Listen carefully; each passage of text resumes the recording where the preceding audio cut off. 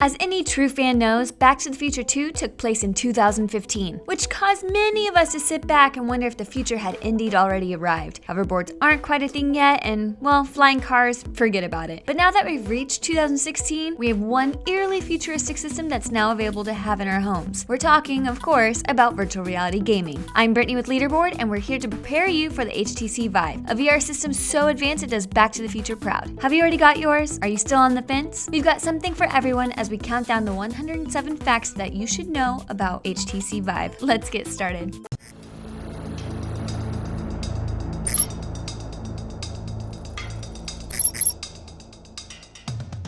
Fact 1. The HTC Vive was released on April 5th, 2016 and is basically the harbinger of the future, a virtual reality headset that can turn your actual living room into a three-dimensional gaming area. Fact 2. Vive is the second virtual reality product to launch so far in 2016, but not by a large margin. Facebook's Oculus Rift was released on March 28th. Fact 3. The Vive is a strategic partnership between HTC and Valve. The system is manufactured by HTC, but the technology was designed by Valve. Fact 4. Valve is probably the more familiar name between the two. They're the company behind the infamous game distribution hub Steam, and they're also a game developer with some impressive titles to their name, including Portal, Team Fortress 2, and Left 4 Dead. Fact 5. HTC is based out of New Taipei City, Taiwan, and is known primarily for their smartphones and tablets. Well, at least they were before the Vive. Fact 6. HTC is something of an underdog. Their smartphones have less than 1% market share. Before the Vive hype exploded, rumors kept popping up about the company possibly being bought out. Fact 7. With their smartphone business struggling, HTC is going for the gold with VR and investing $10 million into Venice, California-based VR software developer Weaver. Fact 8. Considering how impressive the Vive is, Valve has been working on VR since 2012, which, when you think about it, really isn't that long. Fact 9. Phil Chin, HTC's chief content officer, said that HTC meeting Valve was serendipity, and there was no clear line of responsibilities between HTC and Valve for the Vive. Fact 10. Before HTC came aboard, Valve believed their room-size VR setup wouldn't be available to consumers until as late as 2017 or 2018. See? Now you love HTC, don't you? Fact 11. In February 2015, Valve teased that it would unveil SteamVR at the 2015 Game Developers Conference. The company teased the previously unannounced SteamVR hardware system along with its final controller and new living room devices. Fact 12. Before this announcement, Valve had been insisting that they weren't developing any VR hardware, even though they had VR demos at Steve Dev Days in 2014. What a tease. Fact 13. HTC and Valve officially announced and debuted the first iteration of the Vive at the Mobile World Congress on March 1st, 2015. Fact 14. HTC originally hoped to have the Vive out by the end of 2015. Obviously, that didn't happen, and so they successfully aimed towards the first business quarter of 2016. Fact 15. But there was a good reason for the delay. At the January 2016 Consumer Electronics Show, HTC and Valve unveiled the second iteration of their system called the HTC Vive Pre. Fact 16. The differences between the first and second iterations were actually pretty major. The Pre was lighter and had a smaller headset, improved visuals, and a new controller design. It also had a front-facing camera, which was kind of a big deal. Fact 17. However, these design changes were not news to everyone. High-quality shots of the new design for the headgear and controllers were leaked onto Reddit as early as December 2015. Fact 18. Valve developer Chet Falazek prefers to call the camera a pass-through camera, since the data, rather than being a video signal, is being sent through. This helps out with edge detection. Fact 19. The camera is part of the Chaperone system, which can highlight real-world objects in the visual world. It also helps you avoid tripping over objects in your physical room, which is a very real concern for me, personally. Fact 20. When you're approaching the edge of the play area you've set for yourself, a light blue frame comes into view in the game world that shows you where you need to stop. Any physical objects in your path, say your best friend Fido, will appear as a kind of a bluish 2D negative image. Fact 21. With the help of the Chaperone system and the front-facing camera, you can exit the VR experience and engage with the real world without taking off the headset, which is really handy because apparently that headset is mildly frustrating to get on. Fact 22. The Chaperone system is made possible through the Vive's room scale tracking, the camera, and a visual technique called mirror correction that helps attain sharper detail. Fact 23. Mirror correction also eliminates a VR problem that engineers call the dirty window, the feeling that you're simply looking at objects on the screen. The sharper image helps the gamer feel actually present in the scene. Fact 24. Although the Chaperone system was a late stage announcement, it was in the works since the very beginning of the Vive project, and a good thing too. Many reviewers have commented that the Chaperone system is what makes the Vive really work. Fact 25, the range of possibilities for the front-facing camera is still largely untested. Valve is hoping that developers and game makers will incorporate the camera in innovative ways that expand the VR experience. Fact 26, CES also saw the unveiling of a new design for the controllers, which was largely influenced by developer feedback. The changes include a more ergonomic fit and a longer battery life and dual-stage triggers. Fact 27, the new controllers also contained haptic feedback to further enhance your experience in the digital world. If you're unsure what that is, haptics are defined as the use of touch feedback to the end user, like when your GameCube controllers vibrated when you played Mario Kart, an analogy that would also give you a good idea about my history with gaming. Fact 28, the main difference between the pre and the final Vive is merely a more comfortable head strap and cushier gaskets, also known as the foam on a headset that touches your face and makes everything comfy. Fact 29, the Vive's competitor, the Oculus Rift, just has a single sensor that sits on your side, and you sit in one place with an Xbox controller. With the Vive, you can walk around, literally walk around. Fact 30, if using both tracking bases, the system has a 15 by 15 tracking space, but keep in mind you are literally on a tether and at the mercy of the headset's cord as well. You can't get crazy here. Fact 31, although it can be used in a 15 by 15 foot area, the minimum space requirement to run the system is about 6.5 by 5 feet or 2 by 1.5 meters. Fact 32, many people worriedly assume that this all means you must dedicate an entire room in your house for exclusive Vive action. Fortunately, this is not the case. If you have a decent sized space that can be easily cleared, you're good to go.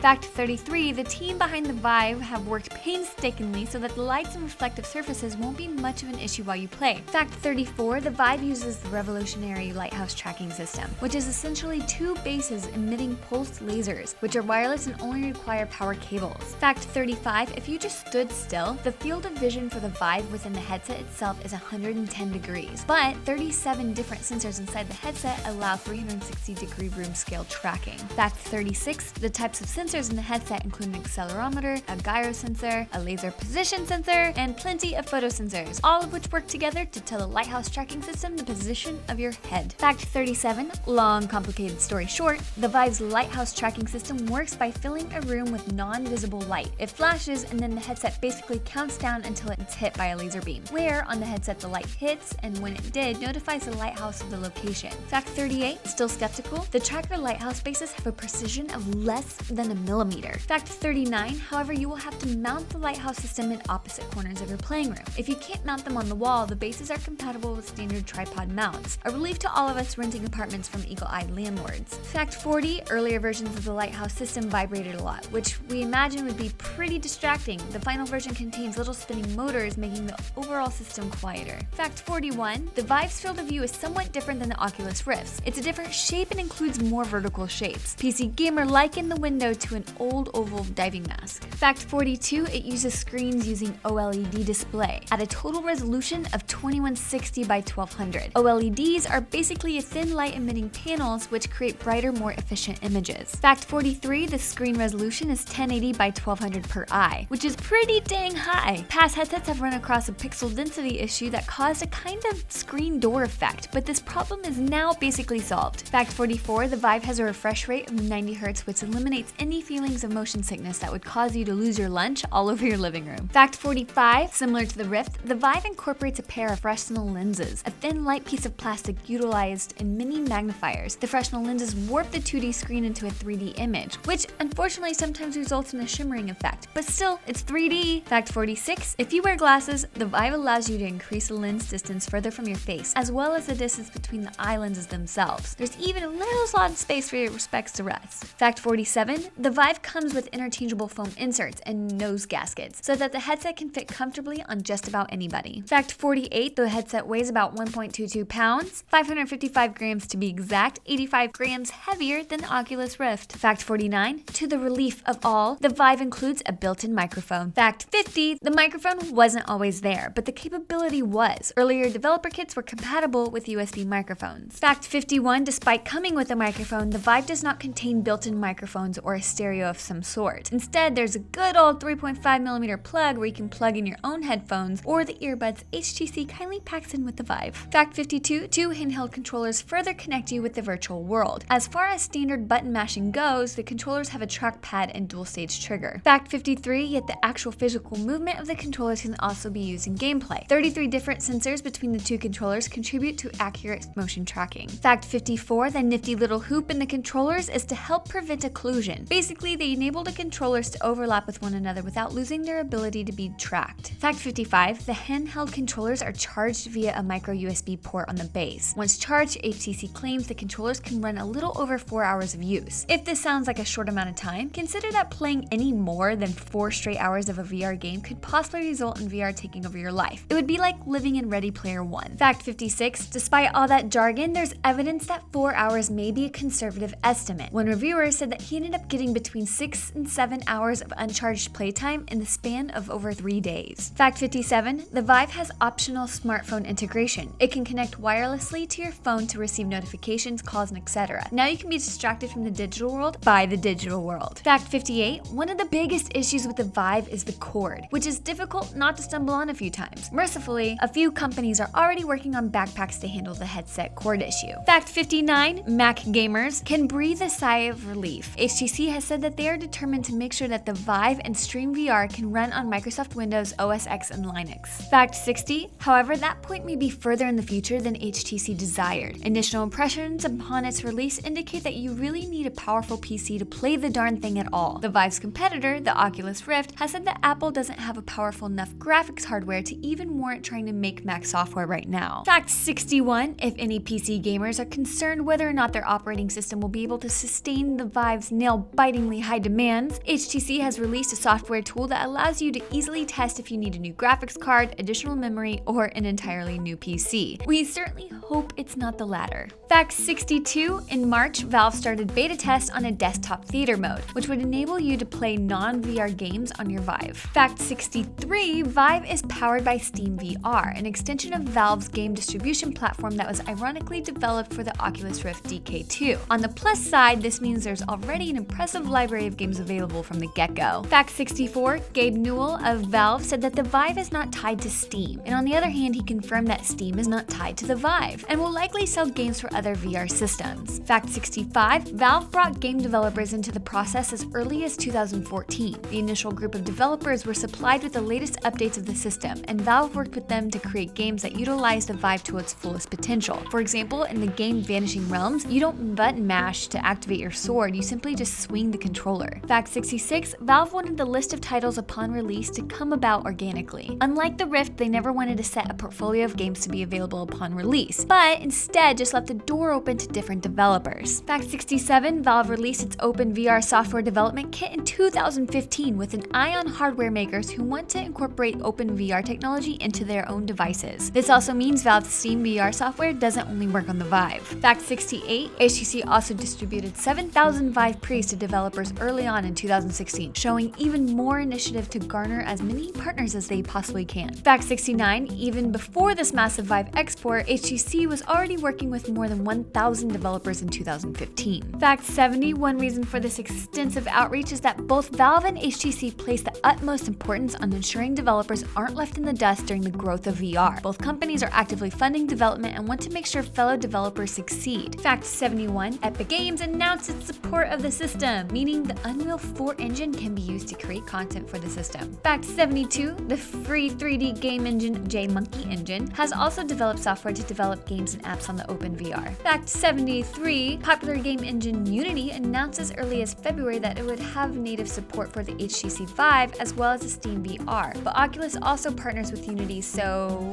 fight it out, kids. Fact 74, Unity, as one of the most widely used tools for game creation, is on the front lines of VR gaming. It was utilized to build several titles, including Job Simulator and Surgeon Simulator, and a multitude of Vive demos. Fact 75, the Vive's content is not exclusive to games. Some titles are experiences, apps, and even passive content. Developers wanted to make sure the Vive offered a wide range of experiences. Fact 76, Valve and HTC showed off 30 games for the Vive at the 2016 Game Developers Conference in San Francisco, including a realistic pool simulator and game called Giant Cop, which is a spoof of 70s cop shows featuring, you guessed it, a giant cop. Fact 77, one of the other surprise games featured at the conference was an Adventure Time action game called Magic Man's Head Games. The game was first developed for Samsung's Gear VR and made its jolly way over to the Vive. Fact 78, as early as January 2016, Valve hosted a SteamVR developer showcase in Seattle. The showcase featured 12 games across a range of genres, including first-person shooters, Space Pirate Trainer, Arizona Sunshine, and Hover Junkers, as well as a final approach and fantastic contraption. Fact 79, in late March 2016, HTC hosted an event called Virtually Dead in London. Virtually Dead was a zombie-themed immersive theater production that interwove live performances with VR zones. Fact 80, one of the pack-in titles, Tilt Brush, is a 3D painting app. The app's possibilities were shown off by Glenn Keane, an animator at Disney responsible for Aladdin, Ariel, and the Beast. Keane was able to impeccably draw the life-size versions of his characters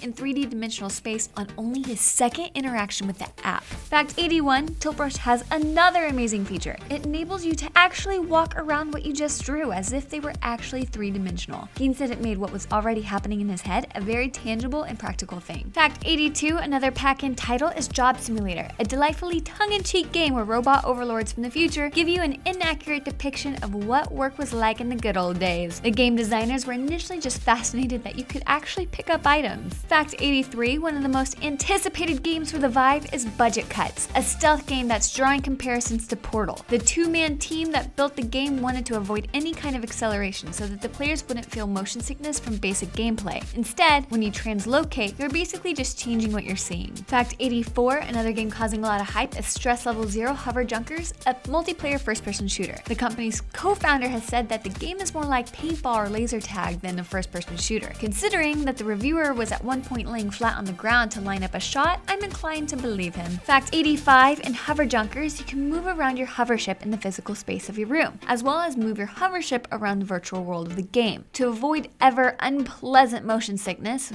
it utilizes a VR technique called the cockpit effect, which uses stationary objects, like the wall of your craft, to stabilize you from the effects of environmental motion. Fact 86, game developer Triangular Pixels is working hard to make their games accessible for people who are deaf, colorblind, or handicapped. Their stealth game Unseen Diplomacy includes a restricted movement mode, which took out crawling rooms and tweaked others so that a wheelchair could successfully pass through. Fact 87, there's a widespread sentiment at Valve that 360 video sells short the potential for a true VR experience. Developer Chet Falazek assures consumers that, on the contrary, Valve's always been about trying to give you agency in the world, trying to have you be that person in the world and have those kinds of experiences. Fact 88, multiple big companies, including Coca-Cola, Nike, Mercedes, and oodles of other car manufacturers, want to use the Vive to create immersive virtual reality experiences for their customers. Fact 89, IKEA is also elbowing in on the action. They've developed a pilot app that enables you to test out the kitchen from a perspective of a 3.3-foot child to a 6.4-foot adult. IKEA believes VR customers will one day use VR to try out furniture before buying it. Fact 90, a handful of those 7,000 developer kits went to BMW, who recently announced that they are using the Vive as an integral component of a new mixed reality vehicle development system. The Vive allows developers to quickly modify a vehicle's functions and interior designs, as well as test drive the car. In the old days, aka the 90s, BMW staff had to go to an entirely different VR-specific facility to do this kind of business. Fact 91, Lionsgate Films and HBO have signed on as software partners, just in case you needed those painful Game of Thrones moments to be even more in your face at some point in the future. Can you imagine being in the same room as Wed Wedding? I would have nightmares for days, for months. Fact 92, pre-orders started on February 29th, 2016 and shipped during the first week of April with an optimal April 5th release date. Fact 93, at the time the pre-orders were open, 124 games and apps were known to be developed for the system. Fact 94, the Vive's launch price is $799, a staggering $200 more than its closest competitor, the Oculus Rift. Fact 95, HTC has commented that the staggering price tag is meant to target the high end of the market, so that the product can deliver a premium VR experience. They also commented that the price could always come down, so don't give up on those quarters just yet. Fact 96, the Vive is also literally double the price of the PlayStation VR. But of course, one major difference is that the PlayStation VR is only compatible with a PlayStation. Fact 97, the pre-order package includes 3 titles: Fantastic Contraption,